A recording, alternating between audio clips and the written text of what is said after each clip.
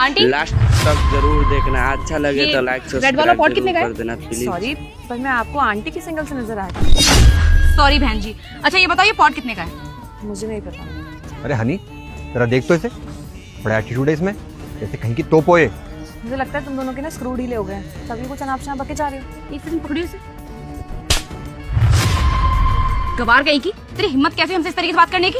और एक बात बता, तुझे तमीज नहीं है क्या कि अपने कस्टमर से किस तरीके से बात की जाती है? तुम्हारी हिम्मत कैसे हुई मुझ पे हाथ उठाने की? क्यों, एक बार में समझ में नहीं आया? अरे हनी, मैं तो ये कहता हूँ एक थप्पड़ और लगा इसको, तब अकल ठिकाने आएगी इसकी। अरे रहने दे ईशान, इतना ज्यादा हाइपर होने की जरूरत नहीं है। वैसे भी भिखारी कर ही के लेंगे।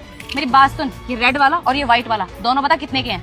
जब मैंने आपको बोल दिया मुझे नहीं मालूम है इसके रेट, तो फिर आप मुझसे बार बार क्यों पूछी जा रही है? और जिस तरीके से आप मुझसे बदतमीजी कर रही है ना, बहुत बड़ा हिसाब चुकाना पड़ेगा आपको उसके लिए। अरे मुझे तो ये पागल लगती है कोई, इसको ये नहीं पता कि अपने कस्टमर से कैसे बात की जाती है। तब से देखो बस बदतमीजी की जा रही है। दुकान ऐसे चलेगी तू? तेरे को जब किसी चीज का रेट ही नहीं पता तो फिर कैसे काम चलेगा तेरा? अरे यार, मैं तो उसकी धमकी से डर गई, कहीं ये मुझे मारेगी तो नहीं। देखिए, आप दोनों की बदतमीजी ना हद से पार जा रही है। अभी भी वक्त है, समझ जाइए। अगर दोबारा मुझे उंगली दिखाई ना तो उंगली तोड़ के हाथ में दे दूंगी, समझी? तू जानती नहीं मुझे कि मैं कौन हूँ। मैं चाहूँ ना तो 2 मिनट के अंदर तेरी ये पूरी दुकान खरीद सकती हूँ। तो जितना मैं पूछ लूँ उतना बता, चुपचाप बता दे इनके प्राइस क्या है। और अगर नहीं बताए ना तो सारे के सारे सामान उठा के लेके जाएंगे यहाँ से।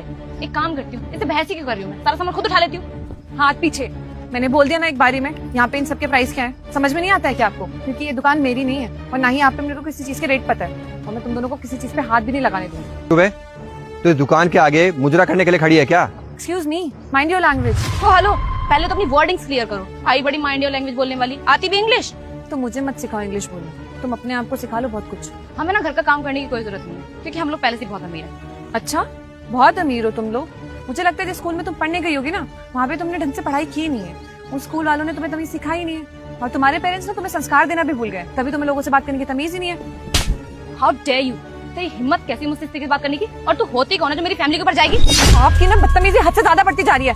अपनी ना हदों में रह के बात कीजिए, नहीं तो फिर जो आपके साथ होगा ना वो शायद आपको हजम ना हो। अच्छा, तो बदतमीजी की शुरुआत किसने की थी?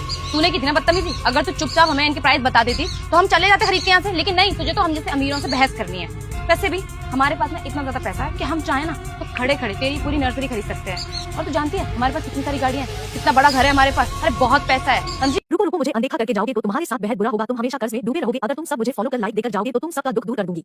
तो घमंड आ गया, वो भूल ही गई है कि इंसानियत क्या होती है। वो मुझसे बदतमीजी कर रही है, मुझ पे हाथ उठा रही है और धौंस दिखा रही है कि मेरा भाई तो ऐसे अच्छा है, अगर मैं कुछ गलत भी करूंगी तभी उसका भाई उसे बचा लेगा। I'm really sorry ma'am.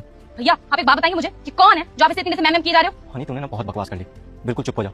तुझे अंदाजा भी है किससे बात करिए? ये यहाँ की आईपीएस ऑफिसर है और तू इनसे बदतमीजी कर रही है। हाँ बिल्कुल सही सुना आपने, मैं यहाँ की आईपीएस ऑफिसर हूँ। कहा था ना आपको। पार्ट 2 के लिए अभी सब्सक्राइब करें।